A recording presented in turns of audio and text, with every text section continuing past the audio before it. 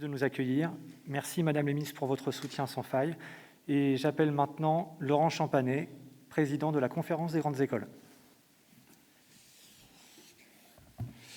Merci. Monsieur le ministre, Madame la ministre, Mesdames, Messieurs les parlementaires, Monsieur le représentant de Total Énergie, Mesdames, Messieurs les représentants des ministères et des grandes écoles, cher Vincenzo, chers étudiants, vous êtes les plus importants ici. Mesdames, Messieurs, je tiens d'abord à remercier les ministres Le Drian et Riester pour leur accueil dans ces lieux magnifiques qui sont à la hauteur de l'événement. Et je suis surtout très heureux que nous soyons réunis ce soir pour parler de deux enjeux absolument majeurs pour les grandes écoles, la mobilité internationale des étudiants et la lutte contre toutes les formes de discrimination. La mobilité internationale fait partie intégrante des cursus en grandes écoles. C'est un atout majeur de nos formations, à la fois pour le développement personnel de nos étudiants, mais aussi pour l'acquisition de compétences professionnelles, internationales, interculturelles, qui sont indispensables aujourd'hui dans une économie globalisée et qui sont aussi un gage d'une parfaite insertion professionnelle. Que ce soit à travers un échange académique de toute durée, un stage, une alternance dans le cadre d'un double diplôme, l'expérience à l'international est un gage d'une grande ouverture sur le monde, sur les autres, d'un enrichissement personnel et d'un gain en autonomie.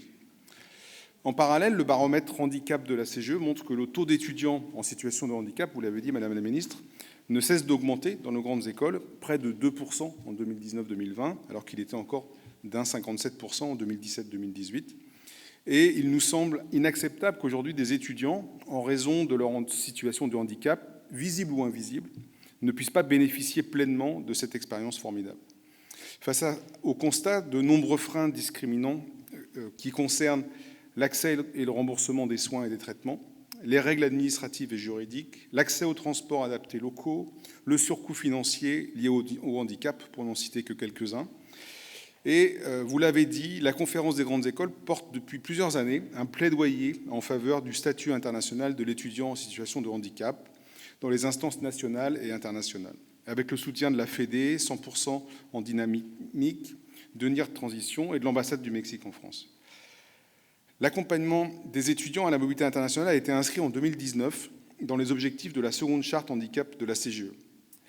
À travers les bourses d'encouragement à la mobilité qui seront remises tout à l'heure, et qui ont été remises en 2019 à l'Assemblée nationale en votre présence, Madame la Ministre, nous sommes ravis de contribuer à l'amélioration des conditions d'études et de vie à l'étranger des étudiantes et des étudiants en situation de handicap.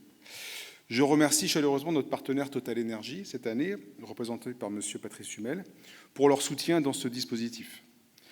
C'est particulièrement important pour nous de travailler avec une entreprise cette année parce que la CGE défend l'idée que tout ce qu'on fait dans nos écoles est préparatoire à la vie en entreprise pour les étudiants en situation de handicap, mais surtout pour les autres, pour les former à leur futur environnement professionnel. Ces bourses permettront de couvrir en totalité ou partiellement le surcoût de la mobilité liée au handicap et surtout aux jeunes de découvrir une nouvelle culture, un nouveau mode de vie, une nouvelle autonomie. Je remercie également la mission Handicap Assurance qui nous avait soutenus en 2019.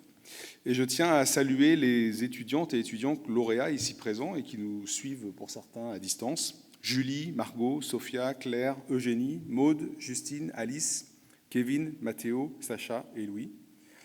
Vous qui êtes déjà partis ou sur le départ, vous viendrez témoigner, vous pouvez compter sur l'engagement de la Conférence des grandes écoles aux côtés de celles et ceux qui vous accompagnent au quotidien. Et à ce titre, je souhaite rendre hommage à vos familles, d'abord bien sûr, à vos établissements qui vous encadrent, des directions, mais surtout des enseignants et les référents handicap qui sont nombreux ici. Et c'est dans le cadre de cet engagement fort que les ministères de l'Europe et des Affaires étrangères, de l'enseignement supérieur de la recherche et de l'innovation, de l'outre-mer et le secrétariat d'État chargé des personnes handicapées ont confié à la Conférence des grandes écoles, vous l'avez rappelé, la mission de réaliser une étude exploratoire sur la mobilité internationale des étudiants en situation de handicap. Je remercie donc en particulier Unilassal et son directeur général, Philippe Choquet, et les auteurs de cette étude, Xavier Kernin et Mélanie de Souza, pour la qualité du travail accompli en si peu de temps. Vous l'avez rappelé, Madame la Ministre, ils ont été très contraints.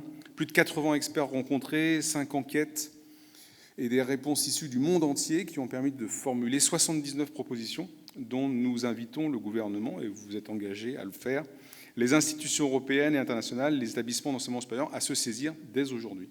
et Xavier viendra nous présenter tout à l'heure les recommandations phares de cette étude.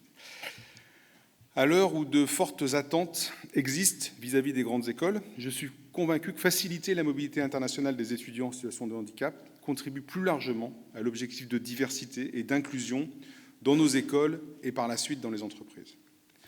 Avec l'ambition de former et d'accueillir toutes celles et ceux qui feront les entreprises et le monde de demain, un monde plus accueillant, plus inclusif, nous devons porter collectivement le message de la différence comme une force. Je vous remercie.